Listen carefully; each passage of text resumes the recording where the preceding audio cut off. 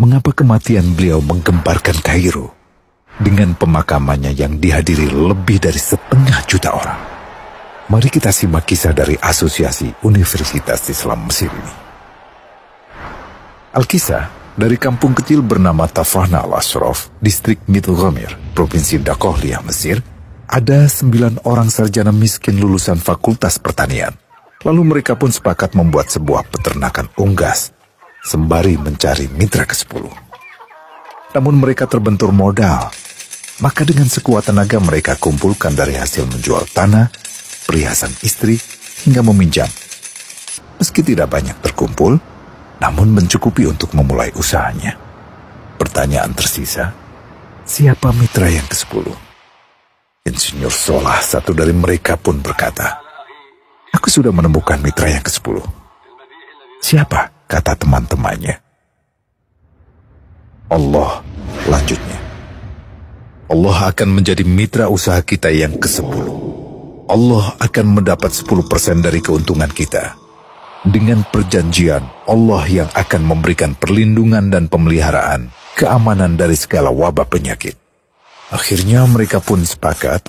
Kontrak kerjasama pun ditulis secara rinci dan dicatatkan ke notaris, lengkap dengan peran mitra ke-10 tersebut. Tak disangka, setelah 1 musim bisnis mereka langsung meroket, jauh dari yang dibayangkan sebelumnya. Lalu mereka pun kembali bersepakat menambah jatah keuntungan mitra ke-10 menjadi 20% di musim kedua, dan begitu seterusnya hingga mencapai 50%. Lalu bagaimana keuntungan mitra ke-10 itu dialokasikan? Dimulai dengan membangun sekolah dasar Islam putra, lalu lanjut putri, kemudian sekolah menengah putra, kemudian putri.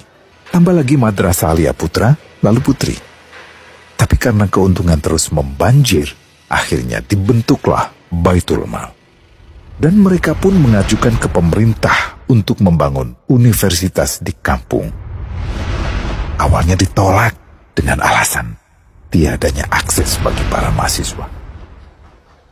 Tak berapa lama mereka pun mengajukan pembangunan universitas lengkap dengan stasiun kereta beserta jalurnya dengan biaya mandiri.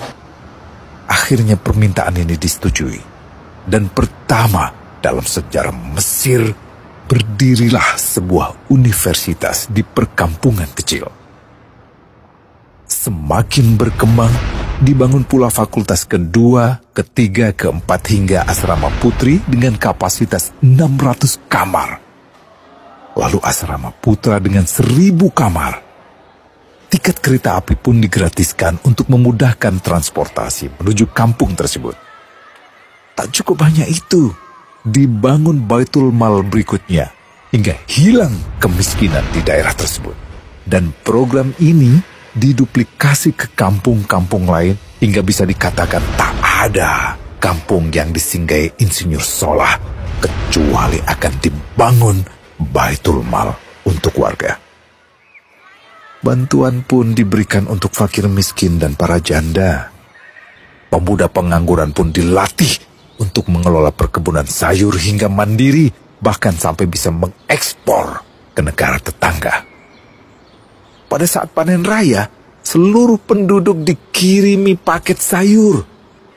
Di hari pertama Ramadan diadakan buka puasa bersama untuk seluruh penduduk desa. Mereka memasak dan hadir ke lapangan yang dipenuhi beraneka makanan. Disiapkan juga perabotan untuk gadis-gadis yatim yang ingin menikah. Dan ini semua merupakan sedikit dari banyaknya kebaikan yang dilakukan oleh Insinyur Solah. Hingga pada akhirnya disepakatilah keuntungan perusahaan 100% untuk Allah. Insinyur Solah yang awalnya adalah salah satu mitra usaha berubah menjadi karyawan Allah.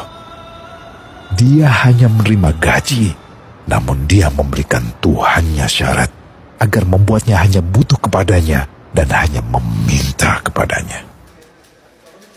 Inilah sosok Insinyur Solah Atiyah, aktor utama kisah menakjubkan ini.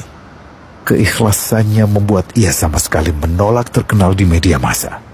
Dan kini, meski orang yang melibatkan Allah ke dalam bisnisnya ini telah wafat, terbayang seluruh amal jariahnya yang selalu mengalir untuknya. Masya Allah. Pertanyaannya, akankah ini hanya menjadi sebatas kisah saja? Atau menjadi teladan bagi kita untuk mengikuti jejaknya?